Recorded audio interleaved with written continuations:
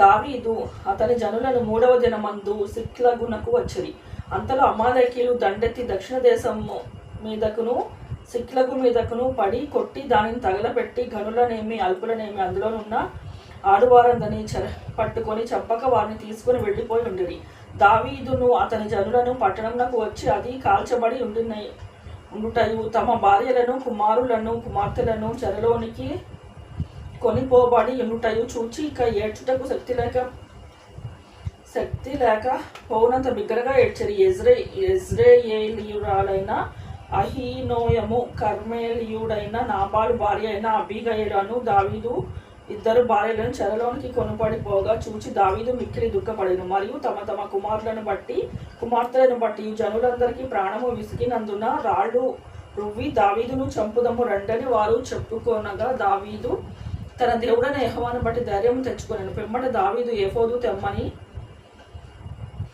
యాజకుడగు అహీమెలెకు యాజకుడైన కుమారుడైన అబ్యాతారుతో చెప్పగా అబ్యాతారు ఏఫోదును దావీదు నొద్దకు తీసుకొని వచ్చాను. నేను ఈ దండును తరిమిన ఎడల దాని కలిసి కొందువా అని యెహోవా యొద్ద దావీదు విచారణ చేయగా యెహోవా తరుము, నిశ్చయంగా నీవు వారిని కలుసుకొని తప్పక నీ వారందరూ దక్కించుకొని సెలవిచ్చాను. కాబట్టి దావీదు అతని యొద్దకు 600 మందిను బయలుదేరి బేసోరు వాగు గట్టు రాగా వారిలో 200 మంది వెనక దిగువబడిరి.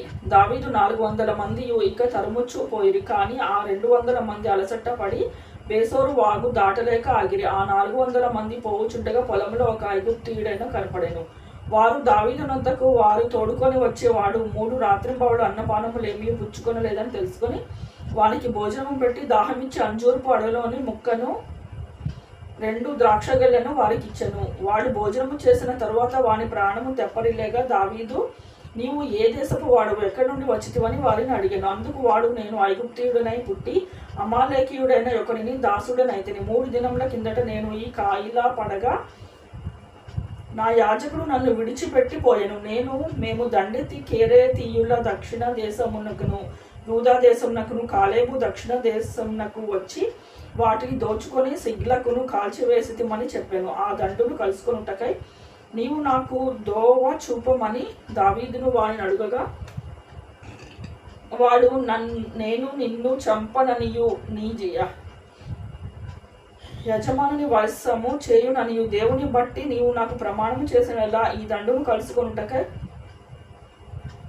నీకు దోవ చూపమనెను. తరువాత వాడు దగ్గరకు దావీదును నడిపింపగా ఫిలిస్తీన్ల దేశములోని నుండి యూదా దేశంలో నుండి తాము దోచుకొని తెచ్చిన సొమ్ముతో తులదూచు వారు ఈ దేశమంతటా చెదిరి అన్నపానములు పుచ్చుకొనుచు ఆటపాటులు సలువుచుండిరి. దావీదు సంగతిని గ్రహించి సంధ్యావేళ మొదలుకొని మరునాడు సాయంత్రం వరకు వారిని హతము చేయుచుండగా ఒంటెల మీద ఎక్కి పారిపోయిన 400 మంది యవనులు తప్ప తప్పించుకొని వాడొకడును లేకపోయాను. ఇలాగున దావీదు అమాలేకీయులు దోచుకొని పోయిన దానంతటిని తిరిగి తెచ్చుకొనెను. మరియు అతడు తన 2 భార్యలను రక్షించెను. కుమారులేమి కుమార్తెలేమి దోపుడు సొమ్మేమి వారు ఎత్తుకొని పోయిన దానంతటిలో కొద్దిదేమి గొప్పదేమియు తక్కువ కాకుండా దావీదు సమస్తమును రక్షించెను. మరియు దావీదు అమాలేకీయుల గొడ్లన్నిటిని పట్టుకొనెను. ఇవి దావీదు దోపుడు సొమ్మని జనులు మిగిలిన తమ సొంత పశువులను ముందుగా వాటిని తోలిరి. అలసట చేత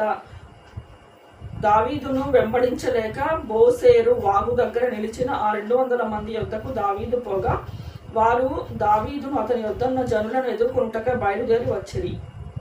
దావీదు జనుల యొద్దకు వచ్చి వారి యోగక్షేమమును అడుగగా దావీదుతో కూడా వెళ్ళిన వారిలో దుర్మార్గులను పనికిమాలిన వారైన కొందరు, వీరు మనతో కూడా రాక నిలిచిరి కనుక తమ భార్యలను పిల్లలను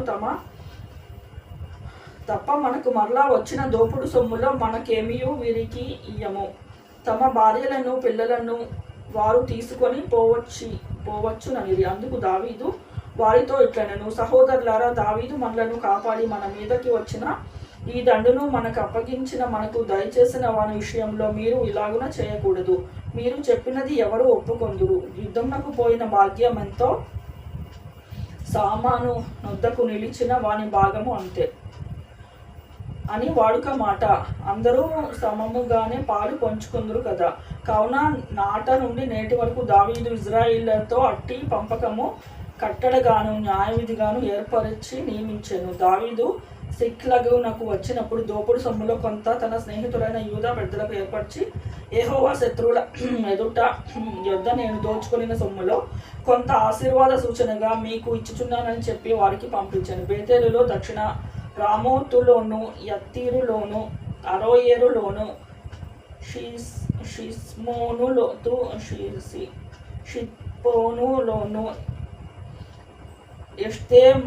ఎష్టేమోలోను, రాకాలులోను, యెరహ్మెయేలీయుల గ్రామములోను, కెనీయుల గ్రామములోను, హోర్మాలోను, కొరాషానులోను, అతాకులోను, హెబ్రోనులోను దావీదు అతని జనులను సంచరించిన స్థలములన్నిటిలో ఉన్న పెద్దలకు దావీదు పంపెను.